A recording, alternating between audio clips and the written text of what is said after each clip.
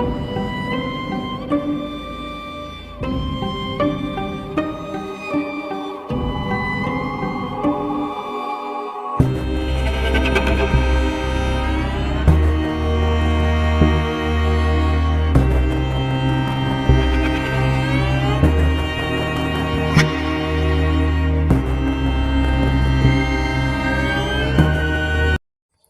going on, y'all? It's your boy Freddie B in the place to be. Here with River City Paranormal team. Checking in, tapping in. Today we're talking about the insane asylum of San Antonio. So do any of you guys know about this place? Do you guys have any stories about it? Have y'all been to it? And do y'all know the history? So I've done some research on it, I guess, for the last 3.5 to 4 hours. Done a lot of reading. Took some article clips. I'll post them later on the page. Um, just to kind of get a breakdown so y'all can see where the origin of the story started. And it's kind of weird too how it started, because this story starts on what is it? It's Mulberry and St. Mary's, right on the corner. There's a big old brick building there, a brown brick building. If you look today, it's like real taken care of, right? Everything's all nice, but before it was a little more grim than that. So this property here that stands today um, was known back then as a poor farm. So a lot of people were kind of shunned and pushed away to live on this poor farm when you couldn't make it, or you're basically poor, right, and can't feed yourself. So they have a farm there, and to me, this is somewhere people would probably like go to get away and actually work and be able to eat or whatever, and kind of have a little bit of normalcy in their life. But the outsiders, the rich people, didn't see it that way.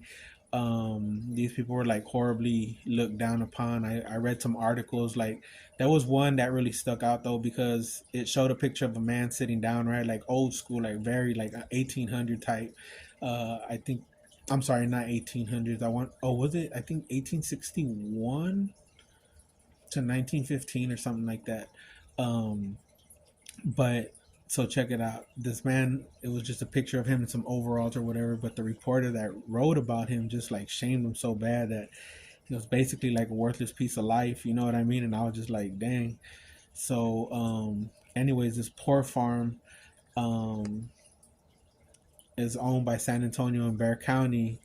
It starts getting too grown in population, right? And people are starting to think that it's an eyesore. So later on, somewhere like 1909, I think, or some, the Bexar County wants to auction it off, and they're looking for $1,000 per acre, and it's 18 acres, right? So this is, I mean, to me, this expands huge. Like, it's not only that area; it either goes toward the highway and toward the zoo, or toward the highway and toward the golf course behind the burger stand and all that stuff on the corner right there, and then toward the zoo. So this area has been haunted a lot. Like, there's been other stories of people seeing apparitions, like walking around the river of the zoo and stuff like that. So but anyways, this place, right, it's known as the Poorman's Farm.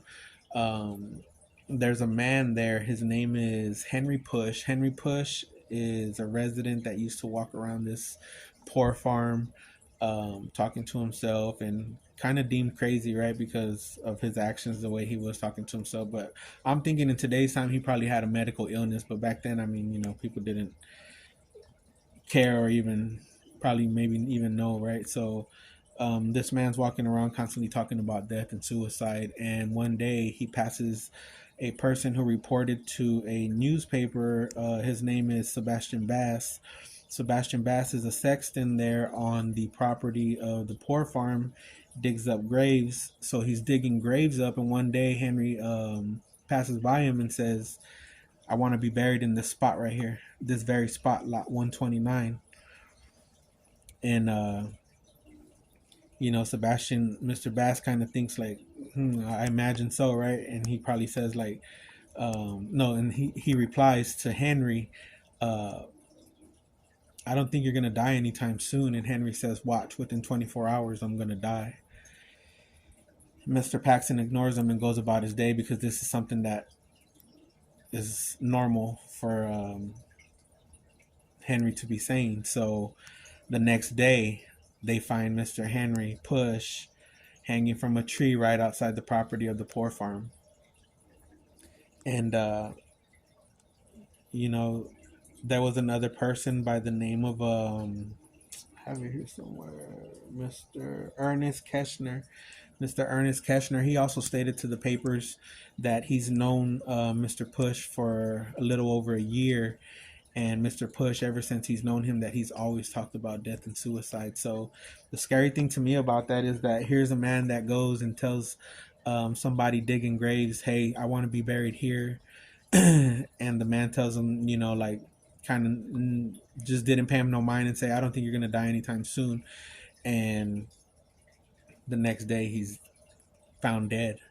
So he kind of like went and told that guy that, hey, I'm gonna die tonight. Tonight's my die. It's my time to go. So, um, is this spirit, haunting this area here? There's also a graveyard there. Right behind this building is a big old patch of grass right before you get to where it crosses Mulberry and 37 Access Road. And that area right there, for sure, like, it's been documented, and it shows more than likely, I'd probably say about 99.9%, there was a old graveyard there from this poor farm. So, um, now, mind you, fast forward in time, we're looking at 1910. 1910, the property's bought, it's cleared out. So, mind you, there's still graveyards there, right? And families are being moved. Bear County found um, 100 acres and bought it from a man, Mr. Myers, for like $7,500, and it was on South End and Farm Road, which is today where the insane asylum is at. Um, so that property, the 100 acres that they purchased, this is where they're moving the new poor farm to. And the poor farm is for the people still who are living there, moving here now. It was, the reason it was bought so far away was to keep them away from the city of downtown and San Antonio, because that's where well, everything was happening. That's where life was at, right? I imagine it was the life of the city at that time. It was thriving. Probably had, wagons, horses, and people selling crops, and things like that. So, and this is San Antonio. So not only that, I mean, we had a culture, a lot of culture here. Indians, and stuff like that. Foreigners that would come here to seek safety because of the missions that are here. So, in this time, though, um, what you call it, the San Antonio Bear County buys the property, right? And they move all the poor farmers there. And later on in the future, they state they built a hospital there. Now, this is going to be another example of how bad these people are treated, because Bear County and San Antonio together build a hospital on this property, 100 acres, to treat sickness and disease there, right? And it's going to be modern in its time, so this is like a big deal at that time. And what you call it, now get this, the residents of the poor farm are not allowed to be treated at that hospital, nor are they allowed on the property of that hospital. So do these spirits haunt that property out of anger and revenge? They had to die suffering there with not the proper treatment, knowing it was there on their property. um you know and what else was there about this property? So then, even in that time, though, it ends up being a couple of things in time, right? It becomes like a San Antonio sanitarium, and it becomes, what else, an old boys home, juvenile boys home, where young men could go when they were in trouble to kind of find a small trait or do something with their time, right? So it was that.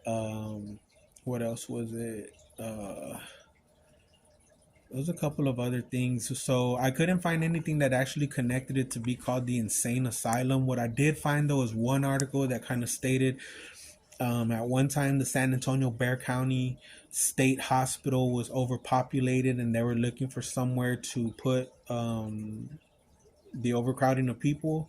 and I never found anything that confirms that. But like, if you link that together, maybe that's why it could have been called that.